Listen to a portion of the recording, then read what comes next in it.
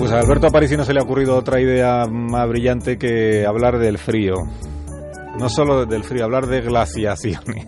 O sea, es como ganas de hacernoslo pasar mal. ¿Qué le vamos a hacer? Es una idea poco afortunada, pero está en el ejercicio de su libertad de expresión, de cátedra y de opinión. Hola Alberto, buenas noches. Hola Carlos, muy buenas y frías noches. Sí, bueno, pues es una muy mala idea, yo creo, hablar de glaciaciones en este momento. Perdóname que te lo diga con esta franqueza, pero... No, yo creo que es el momento mejor para hablar de ellas, al contrario. En absoluto, no. Porque lo que intentaré hoy es convenceros de que esto de las glaciaciones no es para tanto en absoluto. Ah, muy bien. A pesar de lo que cabe en la palabra, que parece que sea de algo muy terrible, ¿no? Muy bien, pues venga, inténtalo, convéncenos. Pues mira, para empezar, ¿tú sabías que nosotros ahora mismo estamos viviendo una era glacial? Por supuesto, solo hay que salir a la calle. Mira tú qué bien. Hombre, tenemos temperaturas de 4 o 5 grados, ¿Eso da para hablar de era glacial o no? No da para hablar de era glacial, no me refiero a esta semana. A lo que me refiero es a toda la historia de la humanidad, fíjate. Porque la Tierra lleva 2,5 millones de años inmersa en una era glacial. Y nosotros aquí estamos, tan tranquilos. O sea, que todo el tiempo hemos vivido en una era glacial, no solo nosotros, sí, sino nuestros padres, nuestros abuelos y de ahí para... Pero toda la especie humana. Pero vamos a ver. Pero no habíamos dicho que la glaciación terminó hace 10.000 años y tú me dices ahora que llevamos 2,5 millones en una era glacial. ¿Podrías explicarte un poco mejor? A ver, me explico con precisión, porque la cuestión es qué es lo que es una glaciación, ¿no? Sí. Mira, desde el punto de vista geológico, una glaciación, o era glacial, que es lo mismo, es un periodo en el que hay grandes masas de hielo, al menos en los polos. A lo mejor en más sitios, pero al menos en los polos. Entonces, ahora mismo tenemos mucho hielo en el polo norte, mucho hielo en el polo sur, por lo tanto, estamos en una glaciación. Ya. Y entonces... En verdad, de lo que tú hablas, lo que terminó hace 10.000 años, no es la glaciación, sino un periodo glacial dentro de la glaciación, que es otra cosa. Ah, vale. Esto es como las Olimpiadas y los Juegos Olímpicos. Que suenan parecido, pero no es lo mismo. De alguna manera, sí, puede ser.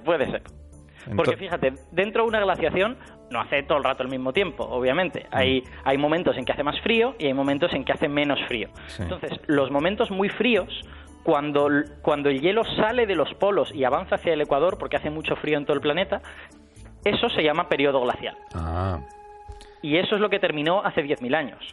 Y los momentos en que los hielos retroceden, se vuelven hacia los polos y la temperatura sube, aunque sigue habiendo hielo en los polos, eso se llama periodo interglacial.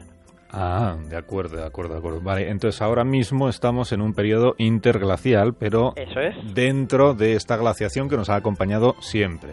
Eso es. Siempre, desde que existen las personas. Y el paso de glacial a interglacial, o sea, esto de que el hielo de los polos, en lugar de venir para el Ecuador, se vuelve a ir para atrás. ¿A qué se debe exactamente? O sea, ¿se sabe a qué se debe?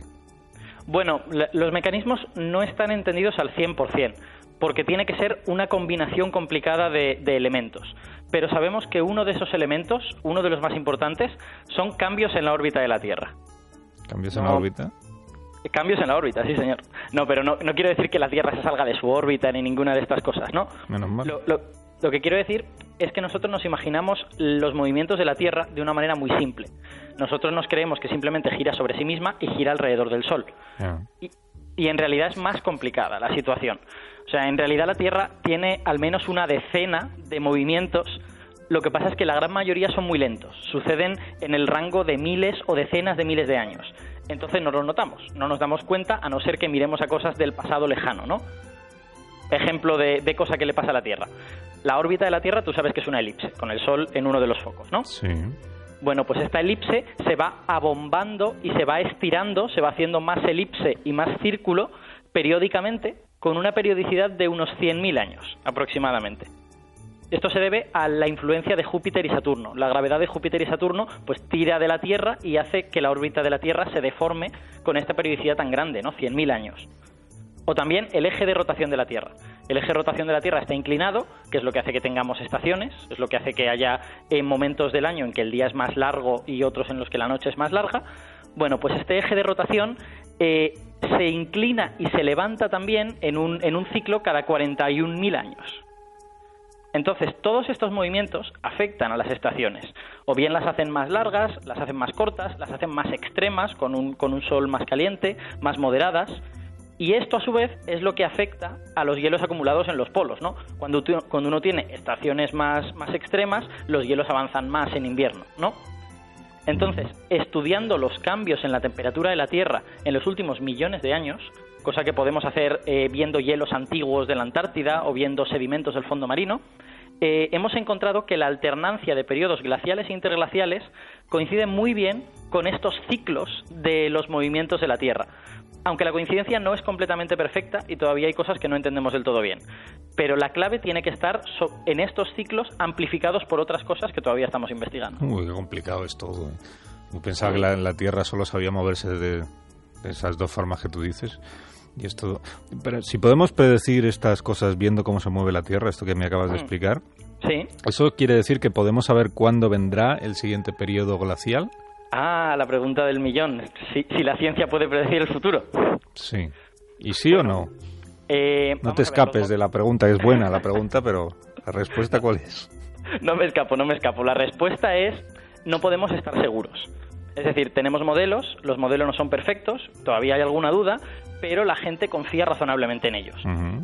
Entonces, la gente que se dedica a hacer estos modelos ha mirado cuáles son los movimientos esperables de la Tierra en los próximos miles de años y parece que nos faltan al menos varias decenas de miles de años para el próximo periodo glacial, a no ser que suceda algún hecho catastrófico, ¿no?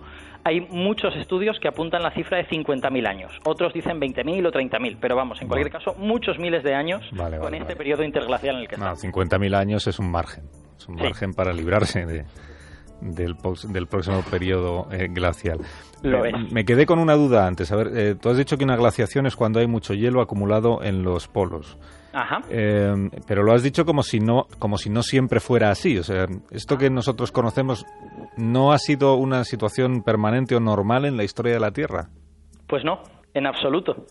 Según lo que parece, por lo que sabemos del clima de la Tierra, que tampoco lo sabemos todo del clima de la Tierra en el pasado, solo ha habido 5 periodos como este en el que estamos, en los 5.000 millones de años de historia de la Tierra, ¿no?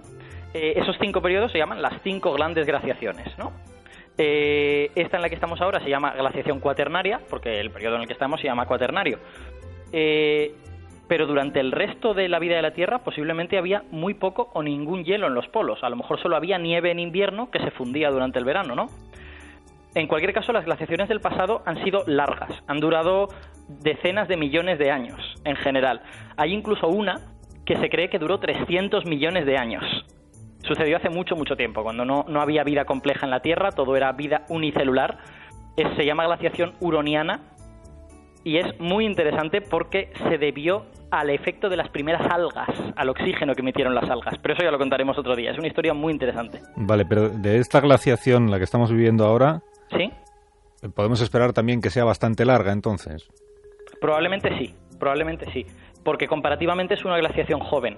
Empezó hace 2,5 millones de años, que para lo que son las glaciaciones que conocemos es bastante poquillo. Aunque no entendemos completamente los mecanismos que desencadenan la glaciación o que la terminan, sí entendemos algunos elementos que nos permiten tener algún juicio. Por ejemplo, no es buena noticia que el hielo de los casquetes polares esté aislado del agua cálida de los trópicos, porque el polo norte está rodeado de tierra prácticamente por todas partes y el polo sur es un continente, con lo que no está en contacto con el agua, es la Antártida.